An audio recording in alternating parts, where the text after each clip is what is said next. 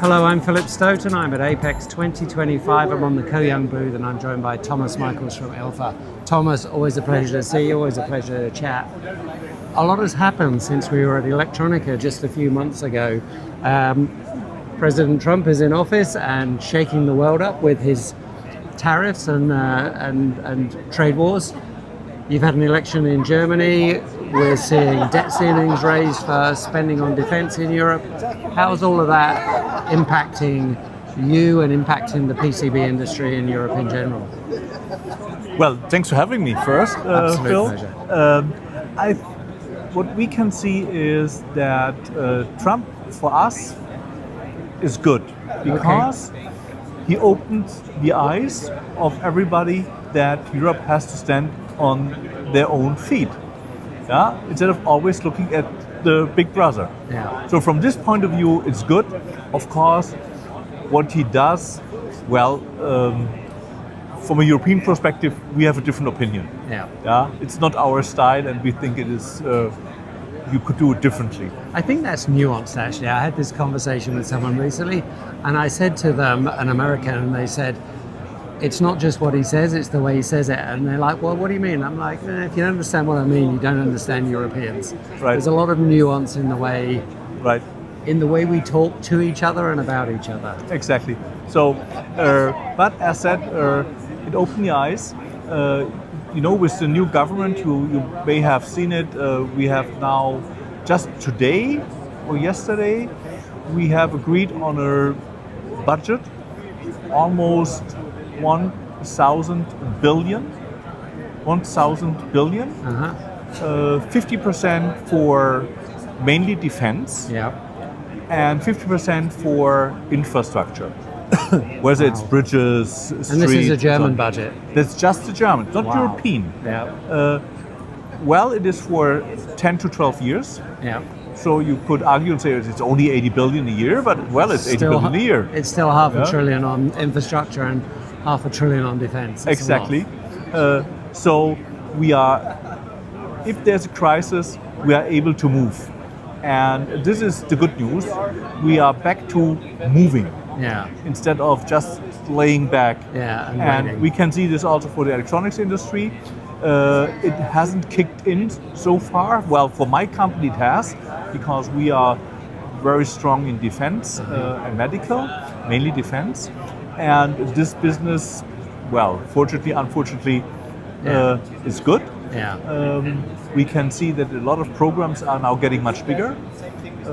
So this, I would say, is good for the industry because also other PCB manufacturers now step in, and I don't have a problem with it because our competition is not in Europe. We have sufficient demand. What we also see is that politicians now understand that they have to make some rules how the money has to be spent.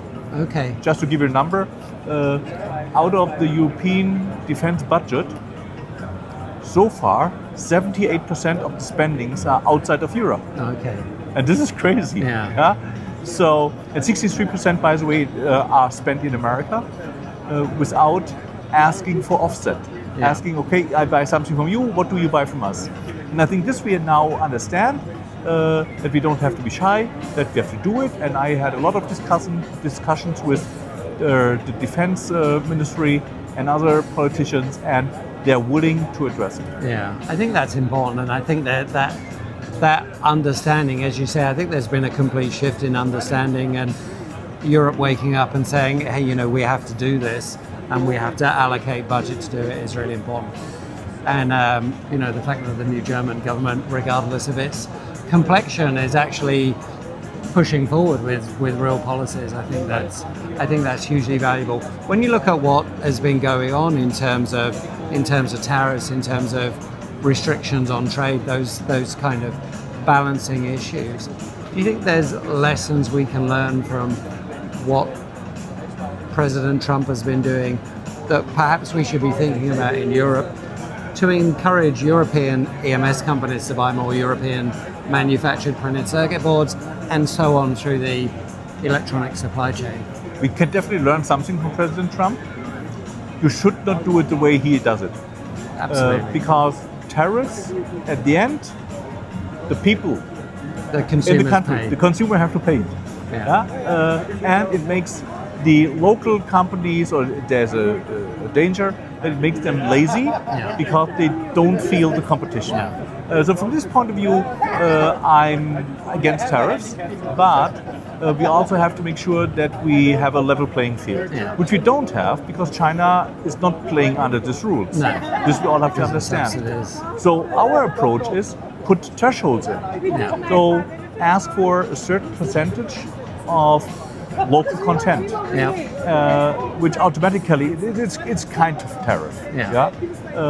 And if we would do it this way, this would be much better. The EMS companies, yes, they should buy much more PCBs in Europe. There are sufficient PCB manufacturers here, and like my company, we would be willing to also expand. To be fair to them, they also need this commitment from their customers. Yeah, absolutely. So at the end, the OEM is the one who has to give driving it. the decisions. Exactly. And also here in defense, meanwhile, the German government clearly said what they never did before. They are willing to give contracts, programs with 10-year contracts. Not 1 year, not 2 year, 10 years. So you can plan. You have a business case. And if now the big OEMs do exactly the same with their supply chain, we have a different situation. I think there's another part of the equation with respect to different countries, and that's how competitive can you make your business with the right investment, and if there are government incentives to invest, is there a right way to use that? Is it the right equipment? Is it the right software?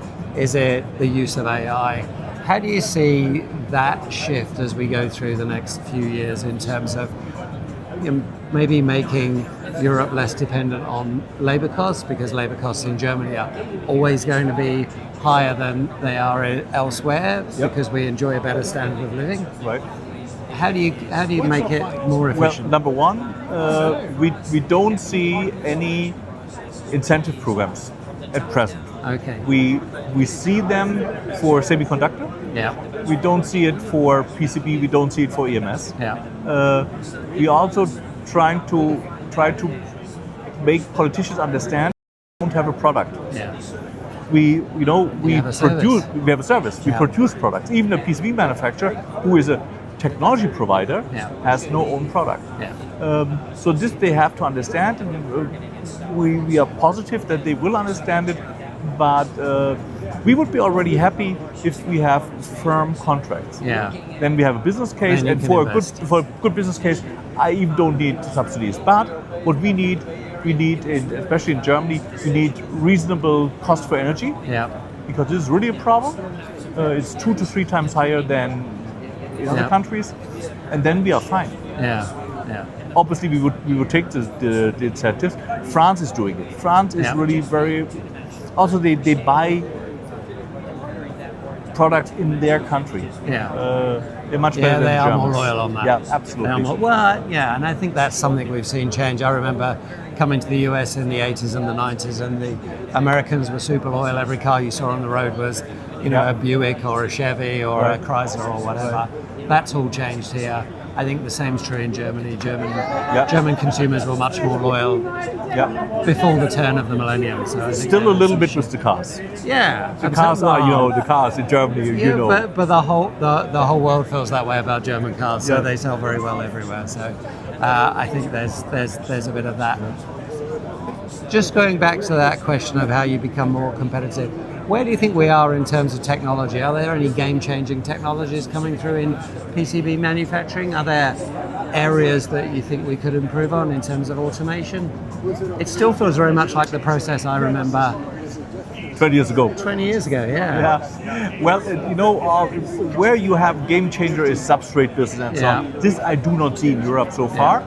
All this AI, Taiwan is very active in this area, but not in Europe. But we all agree that we have to bring, for example, packaging and substrate into Europe. For this, we would need subsidies because this is big investment. This big investment. But we have to have it because today we have almost no packaging, we have almost no substrate business, and in order to have this supply chain secured for all the critical stuff, we have to bring it in. Yeah, absolutely, absolutely. Thomas, thanks so much for talking to me. Thanks for your insight. Thanks for all the great work you're doing with IPC and other groups to get the message out to the politicians so they actually understand what a printed circuit board is. Let's talk again soon. Thank you. Thank you.